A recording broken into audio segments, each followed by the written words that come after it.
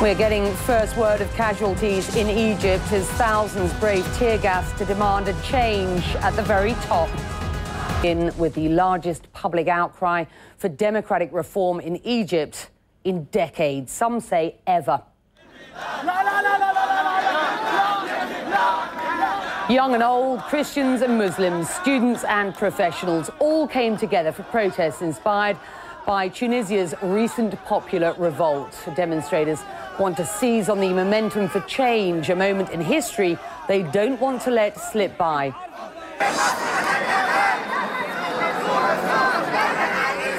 The tens of thousands in Cairo and other cities demanded the ouster of longtime President Hosni Mubarak. Many are fed up with poverty, corruption and life under Egypt's emergency law, which limits freedoms and allows police to arrest people without charge. Some protesters threw stones at riot police who fired back with tear gas and water cannon. In the past, fears of police retaliation have largely kept a lid on these kinds of protests, but not today. Our own Ben Wiedemann was right in the thick of it. He called the demonstrations unbelievable, like nothing he's ever seen in all his years covering the country. And he joins us now live from Cairo with more. Ben? Yes, Becky, this really shocked everybody. The press, the protesters, nobody really imagined that they would get this big. In fact, I had that moment of realization. We were driving in a taxi underneath one of the bridges that comes across the Nile, and I looked up and the bridge was full of thousands of people, mostly students, crossing over into the heart of Cairo. They joined other protesters in Tahrir Square, which is the main square. There were well over 10,000 people there, all of them calling, as you said, for the ouster of the government of President Hosni Mubarak, in power since 1981.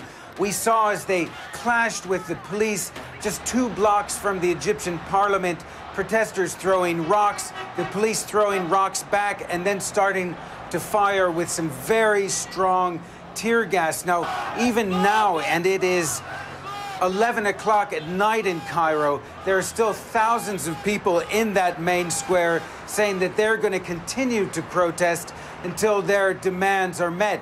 But what's really interesting is that these protests have had no religious overtone. We've seen Muslims and Christians, farmers and students, office workers, factory workers, men and women, all sorts of people joining in this demonstration, which has got to be the biggest one many of us have ever seen in Egypt. Becky? Ben, social media reportedly playing a part in galvanizing support for today's protests. On Twitter, for example, the Egypt protests are one of the most popular topics, and people are using the hashtag @Jan25 and @Egypt to communicate with each other. Is it clear how significant a role the online world has played in rallying people onto the streets today?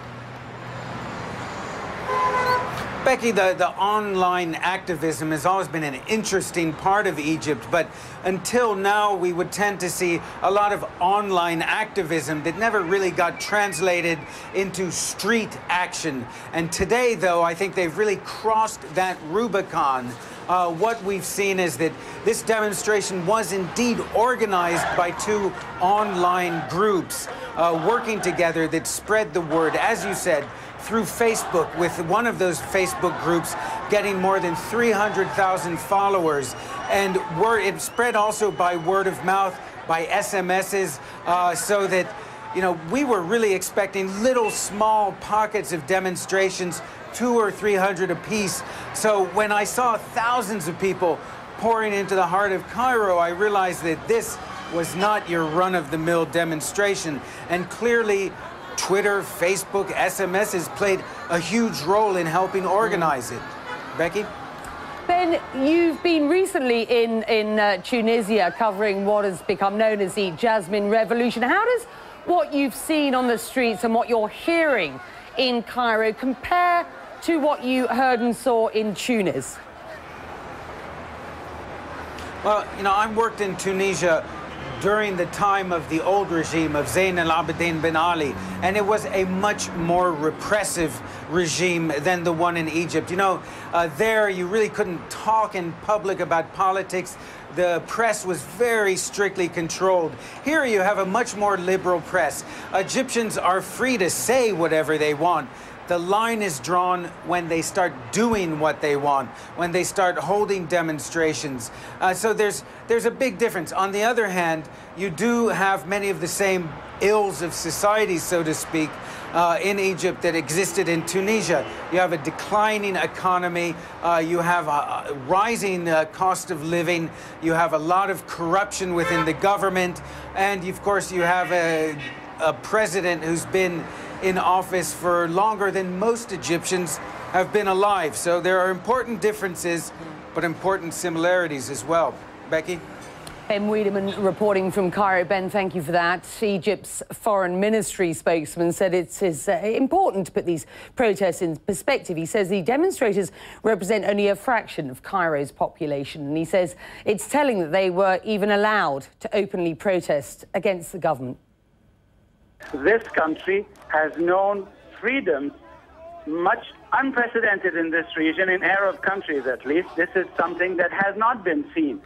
Protesters being protected in the street, not being harassed, not being killed in the streets like we have seen recently by other regimes. This is a totally different situation. So we have to put things in perspective and not allow overzealots to qualify the situation by things that it is not. So we have to be very careful here. And let me just qualify what was said there after that interview. In fact, reports that one protester has died and another policeman has died to date in those protests. Well, the United States, an ally of the Egyptian government, says it believes the country is stable despite the unrest. Secretary of State Hillary Clinton sounded confident today in Egypt's ability to address the people's grievances. This is what she said. We support the fundamental right of expression and assembly for all people, and we urge that all parties exercise restraint and refrain from violence. But our assessment is that the Egyptian government is stable and is looking for ways to respond to the legitimate needs and interests of the Egyptian people. Well, one of Egypt's top opposition leaders takes issue with Hillary Clinton's remark that the Egyptian government is stable. I talked earlier with Mohammed El Baradei, a former head of the UN's nuclear watchdog, who is now at the forefront of a push for political change in his country. I was stunned to hear, Secretary Clinton saying that the Egyptian government is stable, and I ask myself, at what price is stability? Is it on the basis of 29 years of martial law?